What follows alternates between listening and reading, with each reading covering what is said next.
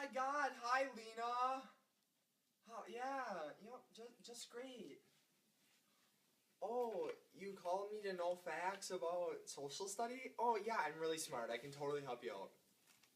Oh, yeah, on March 3rd, 1863, the Union Conscription Act was put into place and provided that all able-bodied males, the ages of 20 to 45, were liable to military service.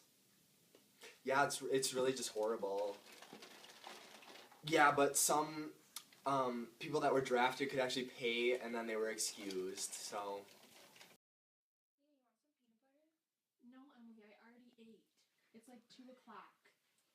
Okay, thanks, Kaden. I heard that the fact that people could pay to get out of being drafted started a lot of bloody riots. When the Democrat government officials put the Conscription Act into place, many were really, really mad because they thought it was unconstitutional. And I heard that the Irish people were... No, Emily, no. I heard that the Irish people were the majority of the ones who started it, and they overpowered the police and militia and attacked, and they actually seized the 2nd Avenue Armory that contained rifles and guns, and they set fire to buildings. Yeah, and Irish Americans were targeted, abolitionists and blacks. Hundreds of children were left homeless when the riots started, and their orphanages were all burned. Yeah, it was really bad. And the Tammany city government voted to pay the necessary $0 for anyone who might be drafted, so yeah. Yeah, and meanwhile, during that time, New York troops rushed back, and with the help of the police and the military and even the Navy and cadets from West Point, get out of my face, they worked on restoring order. Yeah, and President Lincoln supported a Democratic-dominated commission that investigated the New York draft.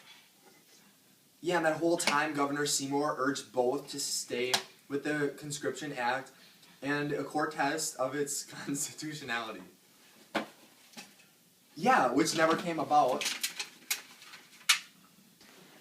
Yeah, but in August, the draft actually resumed peacefully. Ouch, Emily.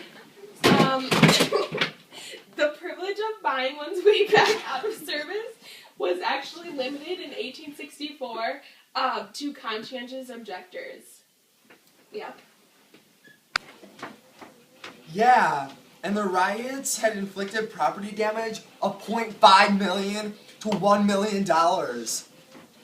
Yeah, it has been estimated a total casualty ran as high as 1,000 people. That's cray-cray. Alright, Yeah, so this guy named Horatio Seymour made a famous speech in New York City on the occasion of the draft, which is actually, July 1863. It was on the invasion of states' rights and led to the military arrest of Clement L. Vallandigham, and Vallandigham was against the act, and he thought it was unconstitutional, and he had a really weird name that I can't pronounce, but that's okay. Okay, bye, Emily. Now, Lena, what have we learned from this wonderful conversation? We have learned that during drafting riots, people would go crazy, just insane. Because going into war basically meant dying for them, so that basically mean that their life would just be over, and some men would do all that they could not to be drafted, just because it's really bad. But your luck is that I have prepared tastefully a gruesome riot, and I have sent it to your iPhone for you to watch and hopefully learn a little bit about the war. Yeah, just some pretty gruesome, bloody bodies in our country's history. So, yeah, have a great night, Lena. Yeah. All right, Yadri. In a quaint town of northern United States in the 1960s.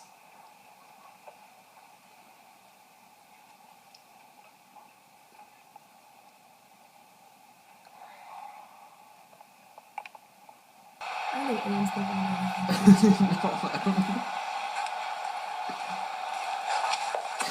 I'm Irish! I don't want to be drafted! Don't draft! I don't want to be drafted!